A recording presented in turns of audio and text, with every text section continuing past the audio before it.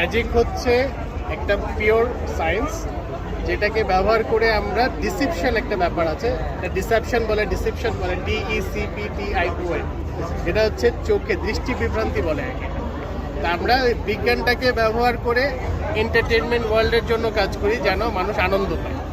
আমার কাছে কোনো আধ্যাত্মিক ক্ষমতা নেই, এটা পুরোপুরি হচ্ছে টেকনিকের উপর ভিত্তি করে আমরা দেখিয়ে থাকি। এই ম্যাজিকটা কত বছর যাবত?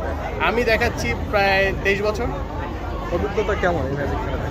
আমি এই ম্যাজিকের মাধ্যমে আমার ম্যাক্সিমাম আর্নিংটা করে থাকি, এবং আমার একটা বড় ভালো লাগে এই জিনিসটা, কিন্তু অনেক মানুষকে ম্যাজিক দেখাতে পারি। আমরা তো সবাই এই জাতীয় জীবনে আমরা অনেক কর্মব্যস্ত জীবনে অনেক কষ্টে থাকি, রাইট? যেমন আজকে গরমের মধ্যে আমরা আছি, আমাদের মন টন ভালো থাকে না।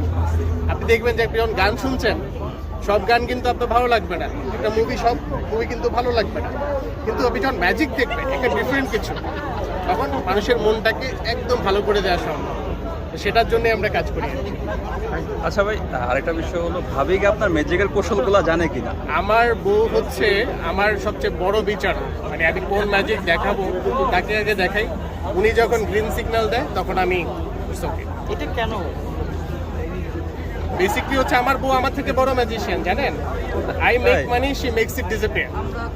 আমি টাকা আয় করি, ও টাকা ভ্যানিশ করে দেয়। ভাই, এই ভিডিওটা যখন ভাবি দেখবে, তখন বাসায় যাওয়ার পর আপনার সিচুয়েশনটা কেমন হবে? আপাতত জানি না, পরে দেখতে হবে। ম্যাজিকের মাধ্যমে কি মন ভালো করে দিতে পারেন ভাবি? হ্যাঁ, আমি মানে অলওয়েজ ম্যাজিক করে চেষ্টা করি তার মন ভালো করার জন্য।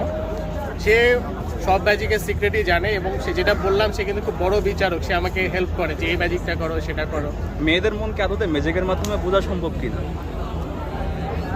হাই, সংসার আগুন লাগায় না। ওকে, থ্যাংক ইউ। ওকে।